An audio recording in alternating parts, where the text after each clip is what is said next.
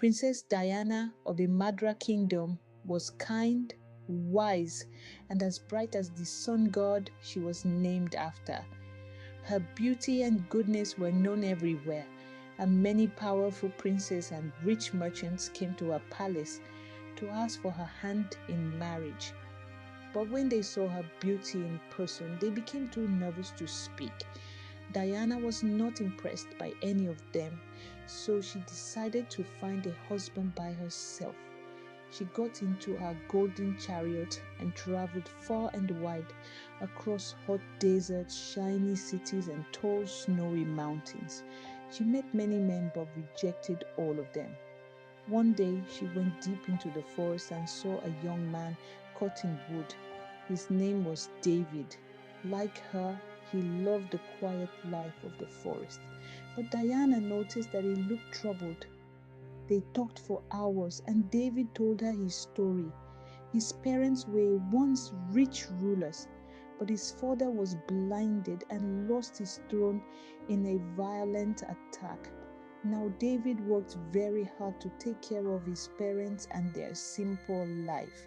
His strength and love for his family touched Princess Diana's heart. When they looked into each other's eyes, Diana knew he was the one. She quickly went home to tell her father the good news. When she arrived, her father was talking with Narada, a wise traveler and messenger of the gods. Her father was happy at first when he heard about David, but then Narada gave a sad warning. David had only 1 year left to live.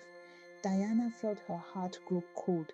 She had waited so long to find her true love. Was she going to lose him so soon? But Princess Diana refused to accept this fate. In front of Narada, her family, and the sun god himself, she promised she would never marry anyone else. David was her one true love, and their destinies were tied together forever. Narada was touched by her strong words. He told her there was one way she might save David. She had to follow an old spiritual practice. If she prayed often, fasted at times, and prepared special herbs and plants, she might be able to protect his life. Princess Diana and David had a simple wedding and returned to live in the forest. Life there was not like her royal palace, but they were happy just being together. 1 year passed, and the day Narada warned about finally came. On their first anniversary, the sun became very hot, and David's forehead began to burn. Diana quickly pulled him into the shade, but soon his body became still and cold. Through her tears, Diana saw a huge figure appear in the distance. It was Yuri, the god of death, who had come to take David's soul, but Diana was not ready to give up. She followed Yuli through the burning heat for hours. Yuli told her to go away and leave him alone, but Diana's feet were bleeding and her throat was dry, yet she kept following. At last, Yuli stopped. He said he would give her one wish for her bravery, but she could not ask for David's life. Diana quickly wished for her father-in-law to see again. Yuli granted the wish and kept walking, but Diana kept following him. Tired and annoyed, Yuli gave her a second wish. This time, she asked for David's lost kingdom to be given back. Yuli agreed again and started to go to his dark kingdom below the earth.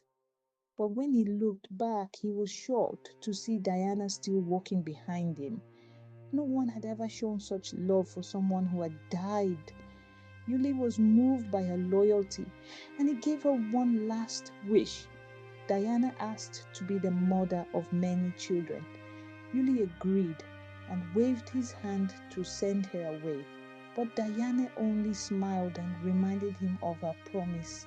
She would only ever be with David. If she were to have many children, how could that happen without her husband? Yuli was amazed by her cleverness. He knew she had won. He gave his blessing and brought David back to life. Together, Diana and David returned to the land of the living, their love stronger than even death.